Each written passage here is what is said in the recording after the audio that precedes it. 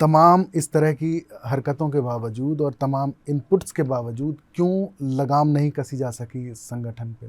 देखिए, सबसे पहले तो ये बात कि फ़ारूक अब्दुल्ला उस वक्त मुख्यमंत्री थे और फ़ारूक अब्दुल्ला ने जब देखा कि हाथ से चीज़ें बाहर जा रही हैं, उन्होंने इस्तीफ़ा दे दिया। तो पूरा जो मुझे लगता है कि जो दारोमदार जो पूरा कश्मीरी हिंदुओं के पलायन का है, मारने का है, एक खौफ पैदा करने का है, उसकी पूरी रिस्पॉन्सिबिलिटी फ़ारूक अब्दुल्ला पे जाती है, जो आज तक उसकी जवाबदेही उनसे नहीं पूछी गई है। उसके बाद आप देखिए, जो हिंदुस्तान का एजेंसी है इंटेलिजेंस ब्यूरो, वो इन अलगाववादियों को शह देता रहा बहुत टाइम तक, और इंटेलिजेंस ब्यूरो ने भी बहुत हद तक जो है इस पर जो है पूरा कार्रवाई नहीं की।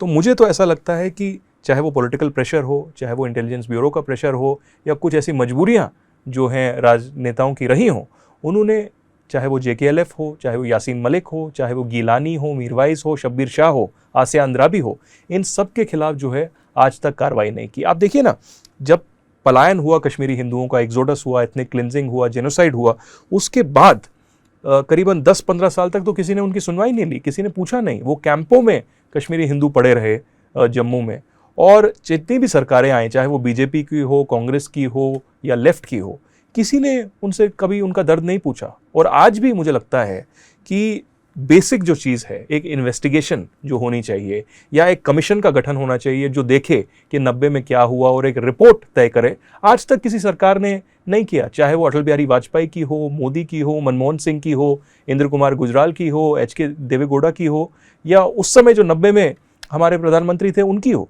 तो मुझे तो लगता है कि एक कलेक्टिव पॉलिटिकल फेलियर रहा है हिंदुस्तान में सरकारों का, कि इस पर कोई भी सुनवाई नहीं की, उस पर कभी भी जागे नहीं। मैं खुद एक 9 महीने का था, मेरे परिवार को भी 19-20 जनवरी की रात को जब मस्जिदों से और बाकी जगहों से ऐसे ऐलान हुए कि कश्मीरी हिंदू जो है मर्द यहाँ से चले जाएं, औरतों को यहाँ पर रखें, और यहाँ क्या चलेगा, निज़ाम मुस्तफ़ा, और भी ऐसी जो नारेबाजी वहाँ पर चलती रही, तो उसी रात को हमको भी निकलना पड़ा। और ऐसे ही हज़ारों, वो तो शुरुआत थी, उसके कई महीनों तक, सालों तक जो है ऐसी प्रक्रिया चलती रही, और निर्ममता से कश्मीरी हिंदुओं को मारा गया। हमारे जो लेखक थे, बहुत ही सेक्युलर लेखक थे, सर्वानंद कौल प्रेमी, जिन्होंने बहुत सारे टेक्स्ट का ट्रांसलेशन किया उर्दू में भी, उनको मारा गया, उनको फांसी चढ़ा दिया गया पेड़ से, उनके बेटे को भी मारा गया।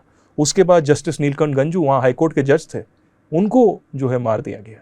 उसके बाद टिकलाल टपलू, जो पॉलिटिकल लीडर थे, लॉयर थे बहुत प्रोमिनेंट, उनको मार दिया गया। दूरदर्शन के वहाँ पर डायरेक्टर थे लसकौल, उनको पूरी तरीके से निर्ममता से मार दिया गया। तो कई ऐसी कहानियां हैं, और ये तो सरला भट्ट का एक केस है। मुझे तो लगता है कि जम्मू कश्मीर पुलिस को कई सैकड़ों ऐसे केसेस की शुरुआत करनी पड़ेगी।